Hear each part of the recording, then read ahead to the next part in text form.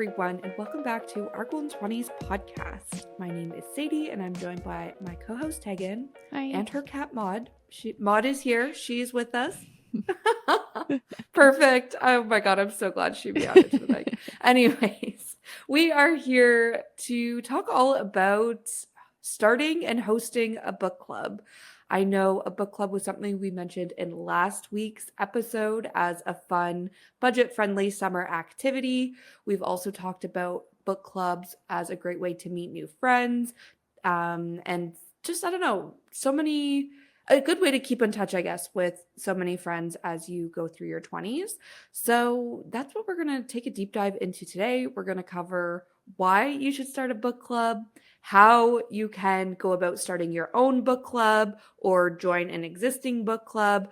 And then we're going to wrap it up with some hosting tips, because I think the book club Tegan and I are part of, the best part of it is getting to host every couple months. We both love to host, so we're going to chat through some of that as well.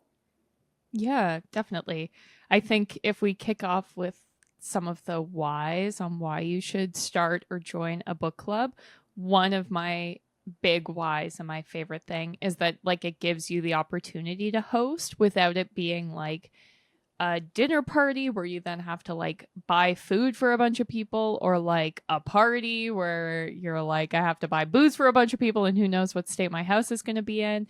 It's just a nice way to host, have some friends over without it being a whole big thing, which is nice. 100%. I love that so much. I feel like my biggest why of having a book club is every year I set my yearly goals, and I always have a reading goal as one of those goals. So when I first started reading, it was read 12 books this year. So it was one a month. Then last year, I think I upped it to 20 books, and now I'm up to 25 books for the year. But I think book club is really what's helped me grow on that goal every year, because it's just that accountability partner, essentially, to achieving that goal. So I think that's my biggest reason for starting a book club, being okay, I want to read more. This will hold me accountable to it. It's also a great way to try different genres or read things that you wouldn't normally read on your own. Through our book club, I've learned that not only do I love romance books, but I also really love a good thriller. I think actually that's our top genre in the book club, but I had never read a thriller before book club. So I feel like that's another great reason on why you should consider or could consider starting or joining a book club. Yeah, 100%. There are definitely genres I would have never read and books I would have never read if I wasn't in a book club. I think it's another just great way to go out and meet people. We often get a lot of questions about how do you meet people in your 20s? How do you make new friends? It's very hard when you're not in school anymore. And I've met lots of people through our book club, people who had never met before or only met once or twice at a party that I now consider my friends. And so that I think is another great thing, as well as it keeps you sort of accountable to meet with your friends once a month or however often you decide to meet, which is also nice because it's Sadie and I are in the same book club. Obviously, I'm not making a new friend by hanging out with Sadie, but we are getting to see each other at least once a month, which we do see each other every week. So maybe I should have picked someone else, but you get the idea. Yeah, no, it's that standing appointment with friends who you otherwise might not see. Yeah, 100%. I'm going to go super nerdy with this reason on the whole why side of things, and that is that reading has so many perks. So if you're not an avid reader right now, but you're wanting to get into it, I feel like this is a great way, again, to hold yourself accountable, try new things. But even if you are just wanting to read more, or I don't know, just dive deeper into reading, I feel like knowing that it's such a great hobby to pick up can encourage you to do that. So first of all, it's a screen-free hobby. At least I read all paperback books or like hard copy books. I guess you can read on your phone or Kindles or whatever. But for me, I love it because it's a screen-free hobby to unwind. So I read before bed. That is my screen-free time. That helps me sleep better at night. I also think reading, I called it healthy escapism Mhm. because I feel like it's the same as turning on a TV, turning on your favorite YouTuber, and just disassociating from your own life for a little while and escaping into some other like story is really nice and actually healthy from time to time. So that can really help you reduce your stress, reduce any anxiety that you're feeling about whatever is going on in your own life for a little while. And then, of course, we know reading improves your vocabulary, but it also improves your memory, focus, can like help encourage creativity, things like that. And then I think my other big reason why I wanted to read more was I think reading just helps you become a more well-rounded and educated person. So it kind of goes back to that whole, escaping your own reality and reading somebody else's story. But I feel like you learn a lot through that. So it could be nonfiction or nonfiction, but you're just learning about people's different perspectives, different experiences. Maybe you're even like exploring a different country, different cultures, and all of this, like you get through reading without actually having to like go on a trip. And, it's just like a more, I don't know, easy way to learn about something completely different and get different experiences without having to leave your own house.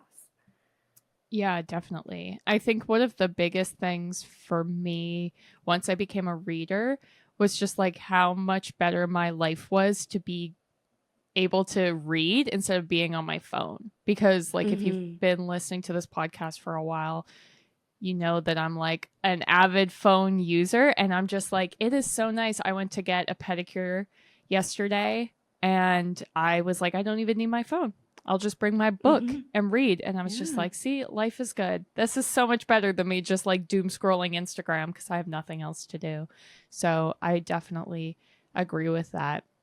I also think something that's great about if you are already an avid reader and haven't like started or joined a book club is that one, it gives you like a place to discuss books, which if you're a nerd like me, that's cool.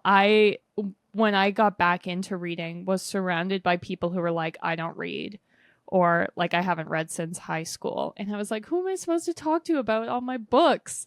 So that was something that was really exciting. And then I think the other thing is that it sort of teaches you how other people think about books, which can make you a better reader.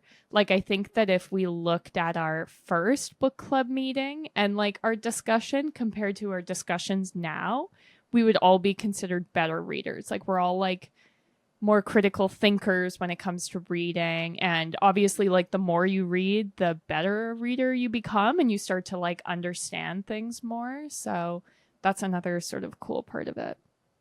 Hell yeah. We love some good critical thinking skills. That's the best. Yeah. Awesome. Well, if we have sold you on why you should start a book club, now we're going to talk about how to actually do that. So, our book club started, it was essentially, I feel like I talked to a few different people being like, I want to start a book club. And people were like, you totally should. And I was like, great. And I was out for dinner with one of my friends who's in the book club with us. And I was like, okay, no, I've been saying this to everybody. People tell me I should do it, but like, will you actually be in my book club? And she was like, yes, I will be in your book club. And then we started thinking of our friends that we could also invite who would probably be interested. So again, since reading was one of my yearly goals, I have bonded over that with some of my friends, Tegan being one of them, knowing she also had yearly reading goals. So it just felt natural to be like, hey, I want to start a book club. Will you join? So I Mm-hmm. feel like if you're somebody who wants to initiate that, just start with that one friend or a few friends who like reading, read a lot, or want to read more. And then just start coordinating to see if they're actually interested in joining a book club. I feel like if you're not that person who's wanting to take that initiative, then you could also just look for existing book clubs and try to join one of those. I know there's a lot of like, there's like Toronto Girl Social, there's Monday Girl, like there's so many Mm-hmm. social clubs forming these days, it feels like. And a lot of them have a book club branch or like option to them. So maybe you just start with looking for different social clubs in your town, city, or community. You could maybe find this on Facebook or even on Bumble. We've talked about maybe there's even like Eventbrite or just something where you just start getting connected to people, and then you can hopefully join like an already pre-established book club. I know book clubs are huge on TikTok, so it's like maybe you go to TikTok and you're searching for book clubs and just slide into somebody's DMs. Like you never know who is in a book club and how to get invited, but I feel like once you actually start seeking this out, it actually I feel like would be pretty simple. Yeah, definitely. I think once you figured out like the people who are going to be in your book club, the next step is to figure out like how often you should meet, what is the deal with the book club. Like I have Yeah. a friend who their book club, they only read biographies. And they're like, this is what the book club is. We only read biographies. And I have another Mhm. friend and they only meet every like 3 to 4 months to do their book club. Like it all depends on the people who are in the club and what they want to achieve from it. Obviously, like if you're a group of people who's really busy, meeting monthly is probably not realistic because one, like it's a lot to meet every month, and two, that then means you have to read a book every month, which can be a lot. So I Yeah. know like a lot of book clubs where it's moms, it's like you're meeting seasonally or whatever it might be. So I think start there and then you can decide where are you going to meet? Is it going to be each person's going to take a turn hosting? Is it going to be like here in Toronto, we have book themed cafes and bars. So sometimes the book clubs will just like meet up there. You could meet up at like a park. The options are kind of endless. Yeah, 100%. And then I think if you're meeting at someone's house, then you can talk about, okay, is the person who's hosting providing everything, or is everybody bringing something and it's like a potluck situation? Like, what does that actually look like?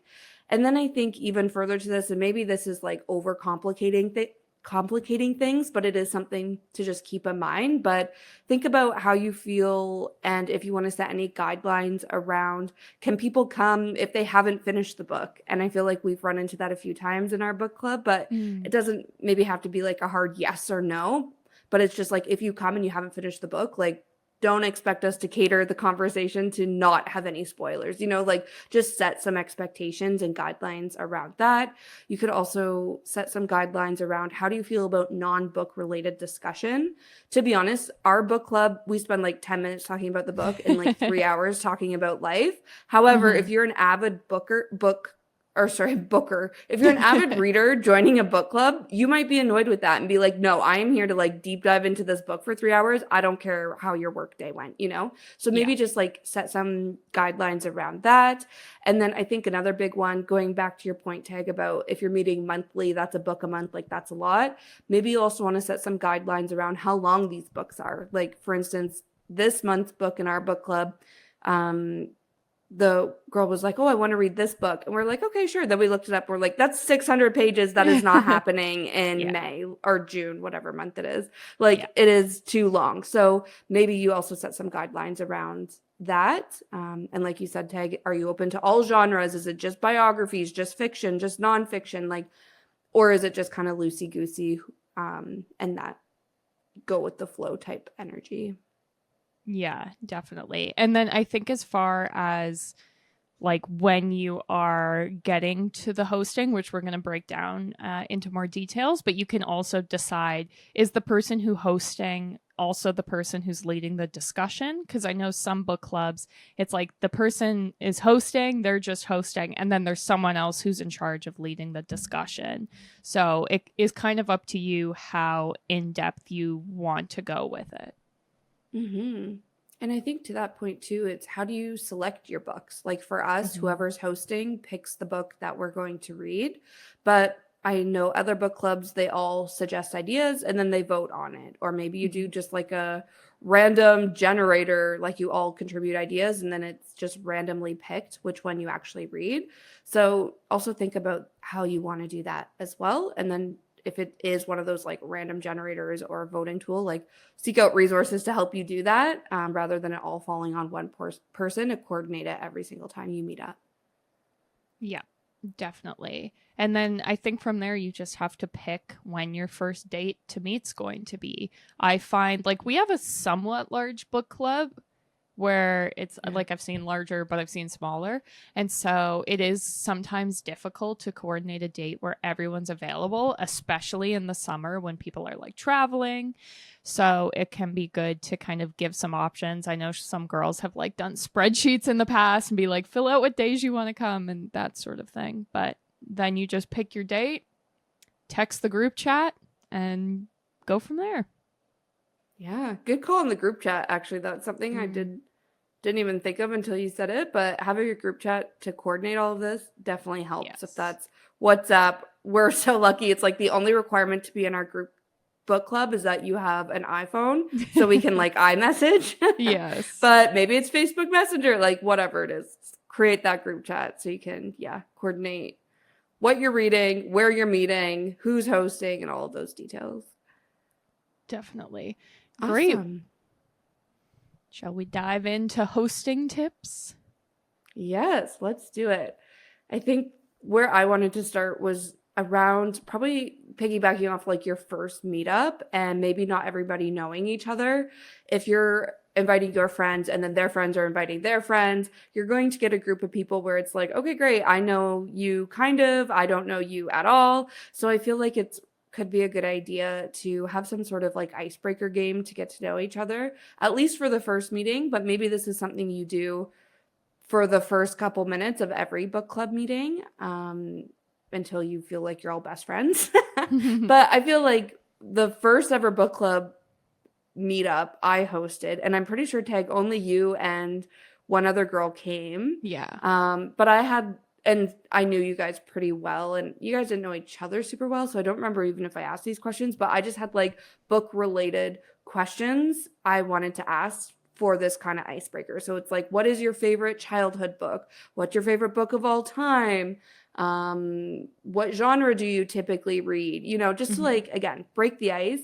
But this could like snowball into so many different things if you do it in like an ongoing uh fashion. Like I just got a book trivia card game from Mm, Indigo, and it's like that could be fun just to like whip yeah. out a few questions at the beginning of every book club. But I don't know, just some sort of like icebreaker game to get to know each other. I feel like could be really good if it's a whole bunch of people coming from all different areas of life kind of thing. Yes, definitely. I think sort of related. As the host, I always think it's a good idea to have some discussion questions ready. Like it's Hmm. probably 50-50. I feel like in our group where we can just like dive in and start chatting, where the other 50 it's like, okay, what did we think of the book? And that's when it's really good to be like, okay, here are the questions I want to ask. And a lot of the books that we read have like discussion questions included in the back. If not, you Yeah. can usually Google and there will be like book club guides for every single book out there, which can be a really good sort of jumping off point.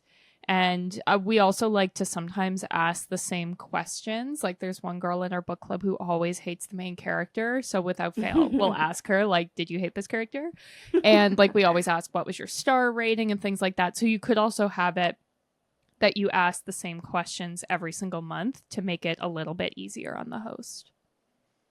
Yeah, I love that so much. It's funny because I feel like one book club I went over the top with the PowerPoint because I was like, hey, this is what the girls on TikTok are doing. I'm doing the PowerPoint. But then it like was so structured where I was like, hey guys, we can also like talk about things not Yeah. in the questions. You know what I mean? So I feel like Yeah. for us, it's a good mix of seeing where the conversation goes organically. And like you said, Tag, if it comes to a standstill or people don't know what to say about the book, it's nice Yeah. to have those questions in your back pocket to like kickstart the conversation. But yeah, it is funny because I'm like, hey, I went into that maybe a little too hot that week or that Yeah. month. Oh my God, I can't speak, but Yeah. so funny. I think And that then it I think, also, oh, oh, sorry, sorry. I go was, ahead. I think it also depends on the quality of the book. Where I Yeah, feel true. like if a book, and it's not even like if it's good or bad, but it's like if people have a divisive opinion on it, then it's like, okay, I need to get my thoughts out. Where if it's a book Yeah, that's just meh, it's like, okay, let's talk about yeah. life then. The next hosting tip we wanted to talk about was planning your snacks and drinks. So I think you could keep this super simple. Just do like tea, coffee, cookies. You could also do like wine, chips, candy, something like that. I feel like I said earlier, our book club loves to host. So everybody goes over the top with the snacks and drinks. That time I did the PowerPoint presentation, went over the top with like theming the cocktails to the book, had the PowerPoint, the food I serve was like the main character's favorite foods. Like you can go crazy with it, or you can just keep it simple and extremely budget friendly. And like I said, also if you're the host, but you're expecting people to bring things, like make sure you're communicating that and like kind of delegating who brings what. So you have like a good, what's the word I'm looking for? Good spread.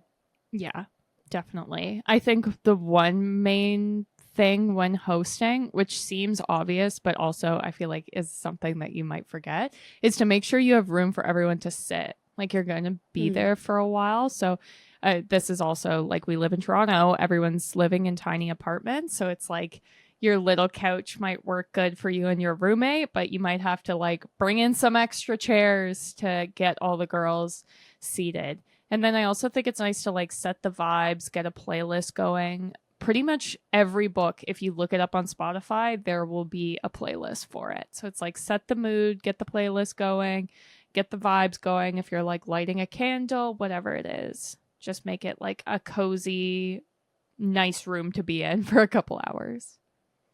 Yeah, I love that so much. I'm just new into the whole reading playlist. So not even like necessarily themed to a book, but just like the vibes of that book, and it's maybe instrumental music made for when you're reading it.